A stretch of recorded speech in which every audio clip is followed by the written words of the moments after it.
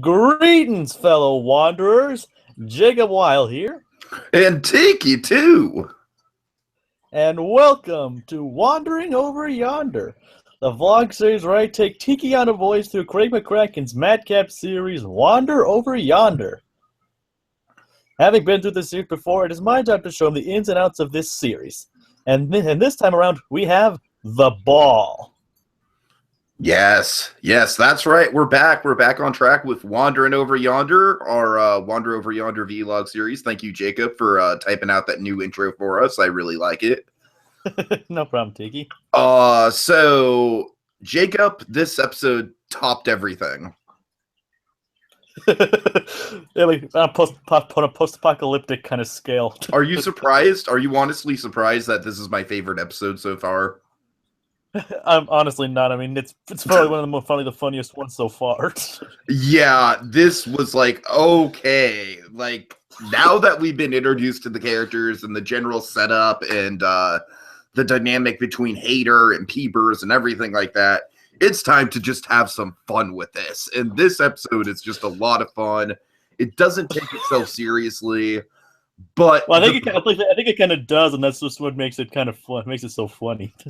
I guess so. Yeah. But the premise itself is just ridiculous and awesome at the same time. It almost kind of reminds me of something that Neil Gaiman would write in a Sandman story or something like that. It's just off the wall and surreal. Almost like Bone, almost, I guess. I guess so. Yeah. But all right. So you want to just kind of break it down? Didn't I tell you this is probably the biggest game of fetch ever? It is. You're right. Okay. So first of all, we have the Relaxatorium and the on Balls Area. The funny thing about the funny thing about these people is just how chill they are about the apocalypse that starts almost right away in the episode after Wander and Sylvia kind of enjoy their spa. Yeah, I mean, I'd like a spa like that. I mean, it looks amazing. Oh yeah, absolutely. And then like the bells of Armageddon. 8 different times we've heard the Armageddon chimes. It's pretty routine by this point. Nice. And then like what is it? Like we used to call him the World Buster, but now we just call him Buster. And then zoom in on the title. Oh boy. And it turns out to be just a giant dog. This is just, I always love my scale in cartoons, and I always love when cartoons can play with scale and make things miniature and make small things big and whatnot. And this episode just takes full advantage of all that. What I like is that it's really something you can't do in live action like this. Oh yeah, absolutely. If you tried to do like a live action giant dog like playing fetch with a planet, oh, forget about it.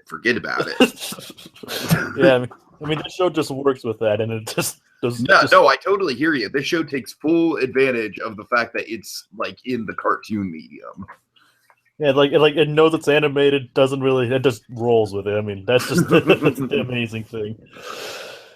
Okay, so the dog is just kind of like sniffing the ball at this point, which is the planet, of course, and the nose winds are just causing horrific devastation everywhere. Yep. Oh god. And then I mean, from a distance, like looking out, it looks all cute and innocent. Yes. But on the planet itself, it looks terrifying. Again, I love how defeated and nonchalant these the citizens of the planet are. They're just like, well, there aren't any planets left, so we'll just fly out into space until we run out of fuel. Do you know how one fights off a cannibal? He's like, or run out of food, either one. Right. Do you know how to fight off a cannibal? Oh god. With a pointy stick, I suppose. This episode has some really dark humor in it, which I applaud. It's kind of just like, it's almost kind of like filtering in some of the Gravity Falls flavor a little bit. They're like, well, we might die. Well, it's like happened before, so we're used to it by now. Okay, so Wander's got a plan. I'm sorry, go ahead. Wander being Wander, he devises a plan to save them so they don't have to abandon their home. And you know what we're going to need to fulfill that plan, Jacob? What? A montage! You're gonna need a montage. Montage! Okay. So they built so what they do is they build a giant rocket with using God knows what resources they have. Yeah. Which is one of the fun things about Using this series is that it just does not care about logistics like that. Yeah. And so what happens is after sending out into space, both sides open up, reveals to be the shape of a giant bone. Oh god. Oh god. And of course it works. Buster runs off. He's just so gleeful to be chasing after the bone. Wander and the Balzarians, I'm guessing. That's what their names are, I'm guessing. They celebrate until Buster comes back and throws the bone back down. Oh god. And they're like, it didn't work. So he's like, are you kidding, Wander? It did work. And just the very act of Buster throwing the bone down, because he wants to play fetch with it, just causes, again, horrific devastation. Just horrific. It's almost like the good deed. Right. Yeah, in a way. This is almost like the good deed on steroids, almost. This episode is kind of like the good deed, except it's more focused. You know what I mean? Yeah, instead of just like random events leading to one another. Right. It's kind of like it's one big kind of like high concept story that is kind of revolving around the Murphy's Law of it all. Oh yeah, Murphy definitely took a liking to these guys. Oh yeah. Speaking of Murphy's Law, Jacob, we might want to check out Weird Al's Murphy's Law. What? Milo Murphy's Law. Milo Murphy's Law. That's what it is. How do you feel about that show? Oh, it's from the guys who made Phineas and Ferb, so I'm definitely going to watch that. Let's do it. Let's do vlogs. Oh, yeah, definitely. All right. That's a plan, folks. That's a plan. Anyways. Yeah.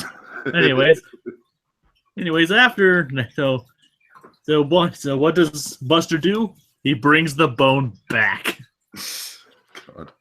And Sylvia's like, the plan didn't work, Wander. We threw a bone, and he fetched it. And then the sticky rains of terror come raining down upon the planet. Which came early, by the way. Yes.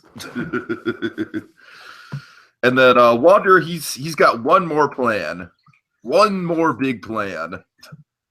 Wait, yeah. That is it. Wonderful. Well, the next big plan is to use dog whistles. Yeah, which is a pretty decent idea. Until he starts barking at it. And once again, just the great thing about the episode is just like cute dog imagery, just creating horrific devastation. Oh god. Oh yeah. And so they start going off again, and they still strugglingly agreed to this plan. And at this point they probably had enough of him. And they decide to leave.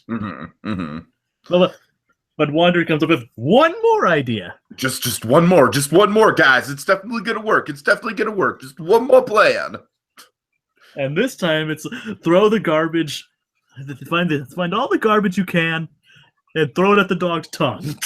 Yeah, this was ill-conceived right from the start because of Sylvia's points. Yeah, but it turns out the dog loves it. It's like Wander's like, what happened? Wander, don't you get it? Dogs love trash, and thus we see this classic face. Oh god. And now that's the ultimate "you've got to be kidding me" kind of face. Is that like a big meme in the Wander Over Yonder community right there? I don't know. I don't know. I mean, I personally no, it's just something really you personally like. All right, fair. Right on. Yeah, but you can't deny it's a pretty funny looking. Oh no, face. It's great. Yeah, definitely. It's kind of like okay, we're boned. Literally, we are boned, and we're about to turn into a giant bone chew toy for this dog. Oh yeah. So after that, so now all is truly lost as Buster starts biting the planet. Yes.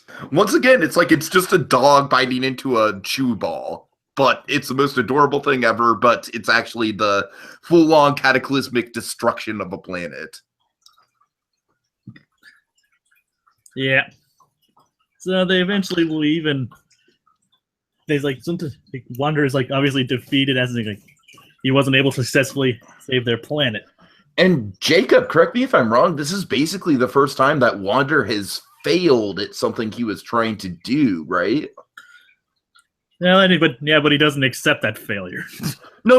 I know, but I just think it is kind of an important moment of growth for him because I wouldn't call it growth. I wouldn't call it growth considering what happens afterwards, but it's a moment of reflection, kind of. It's a moment of reflection, yeah. I can get some brief character glimmers in here. Just give me some credit, all right? No, I mean, trust me, I'll give you some credit. I'm just saying, considering what he does afterwards, I wouldn't really call it much growth.